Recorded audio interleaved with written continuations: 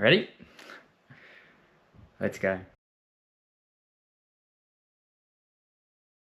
My name's Joshua Duff, also known as Smurf, and in 2024 we're planning on running the BVRT, Brisbane Valley Rail Trail 200 miler, and aiming to break the current Australian 200 mile trail record on that course. In 2023 we went and did my first 200 miler at Unreasonable EAST up here in Cairns and far north Queensland. It was by far one of the hardest things I have ever done. 64 hours, I ended up second behind Ben Nichols, an hour and a half, and I was absolutely destroyed. I had nothing left. That was so stupid. You did so well. But there was a fire within me. There was something there that said, we need to do this again. I think I remember saying at the end of one of the interviews for the documentary there that I never want to do another one again, but at the same time, can't wait to do another one again. So in 2024, here we are doing the BVRT. What fuels my fire for this kind of thing? Well, look, honestly, there's lots. People often ask about what your why is, or try and tell you that you need to have a why, and you do. But I think it's more complex than that. You need to have multiple whys, multiple reasons. When you're out there for such a long period of time, you need to have numerous things that you can draw upon to get you to that finish line. So for me, it's part of the personal challenge. I just saw Ben come in, so I've decided it's time to go.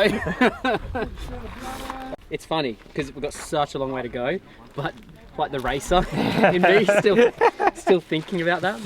It's always been something that has driven me to try and be the best that I can at whatever it is that I'm working on. And at this case, it's ultra running and a 200 miler.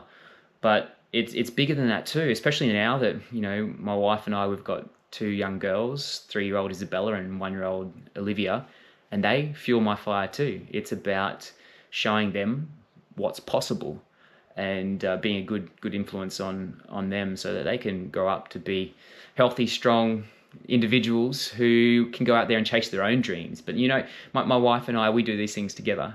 She's an ultra runner as well. She's a fantastic runner, and for us, it's about the lifestyle as well. The way we eat, the way we train, and the way we kind of try and conduct our life, as hard it can be sometimes.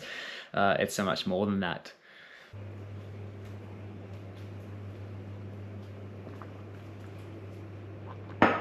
Yeah, this morning is a 3-hour long run. So I always start with a glass of water first, and then S-Fuels primed. It's got some caffeine, creatine, green tea extract, all those sort of bits and pieces. That takes the place of my coffee in the morning for a long session or a hard session. And then the ingredients in the primed, also the caffeinated mix, 0 sugar. It also helps to just upregulate fat oxidation and open those pathways ready for a long run. So like this morning's fasted. I won't eat before I run, but I do take on the S-Fuels train throughout. Then up to 3 hours, 2 to 3 hours, I usually won't take anything other than train if there's no intensity, but I will carry a life bar with me just in case I need something solid. All right, well, looks like we're ready to go. Pack, everything's ready, time to go.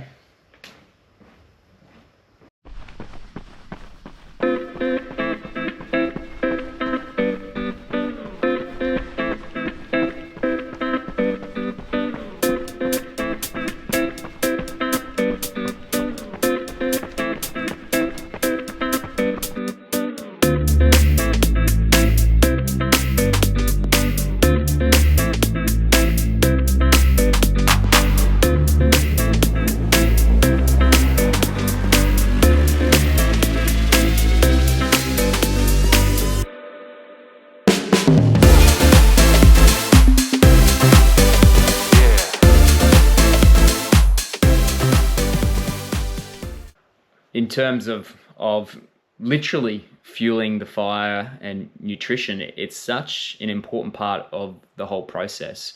It doesn't matter whether it's a marathon, an Ironman, or in this case, a 200-mile ultra run. Nutrition becomes such an important part. And for us, we've got some specific ways that we fuel and training, racing, to make sure that we get the best out of ourselves.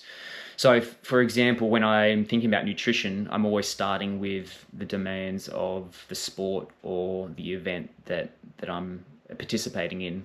So in this case, we're talking 200 miles or something, hopefully around the 40-hour mark, and being able to, continually keep moving forward and fueling that. So in terms of those demands, you need to be fairly metabolically flexible. You need to be able to burn fat for fuel, because so much of this, 95% of this, is at an aerobic heart rate, if you're doing it well. And then you also need to be able to burn some carbohydrate, and you need to be able to fuel with some carbohydrate, because the reality is that's the probably the easiest fuel source that you can access while you're out there running for such a long period of time. And there's going to be points along the way where you need to be able to take on some of those sort of calories. So in terms of meeting those demands of the sport, it's about becoming metabolically flexible. It's about making sure that I am well fat adapted and can burn fat for fuel, particularly at aerobic heart rates, and then also top that up with a little bit of carbohydrate when needed. We're pretty much 12 k's in now, so all the way from home here to the trails. This is Ivan Evans' track, and we're going to do some repeats here. Just get some time in the trails and the legs, build some strength. Still trying to keep it aerobic though, being a long, easy run today, or easy-ish. It's going to be a bit muddy and slippery, I think, because of the rain we've had, but let's go have a look, hey?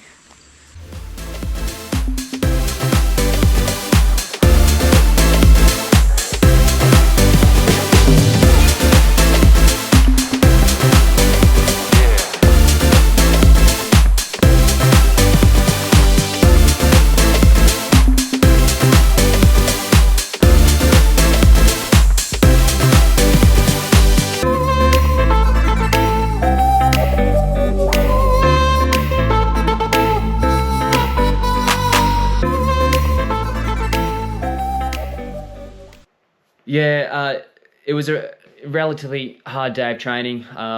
With you get some carbohydrate periodization to make sure that I could get through it, because we had a 3-hour long run to start with a bit of trail running, which was fasted S-Fuels train, and then I did take on some carbohydrate for breakfast after that, knowing that I had a Pilates strength session in the middle of the day after that too, and then refueling after that with the S-Fuels revival. And then dinner that evening. What are we cooking for dinner? Pasta. What are we cooking for dinner? Pasta. Yay! Do you like pasta? A little bit of carbohydrate to refuel after the day, then also knowing that the next day was going to be another hard session. So yeah, for me, nutrition, it's like a lifestyle. This is just the way we eat, eating real food as much as we can, and then periodizing the nutritional intake around the sessions, around the day, around the training, and around life in general. And when you've got a couple of kids, that's always challenging as well. Well, what are the goals for BVRT? Well, it was only a couple of years ago, ultra runner Ryan Crawford set the current course record at the BVRT and set the Australian Trail Ultra record, 200-mile record there, around about 42 hours and 37 minutes. So, the number one goal this time around is to break that record, and whatever that looks like, whether it's 42 hours and 36 minutes or whether it's 39 hours or whatever it might be, that's what we're heading out there to do. So we'll leave no stone unturned to make sure that happens. Last year my number one goal was to finish. We did that. This time I'm confident that if things go well, we'll finish. We've got bigger goals to tick off this time. So yeah, we're looking forward to getting stuck into that.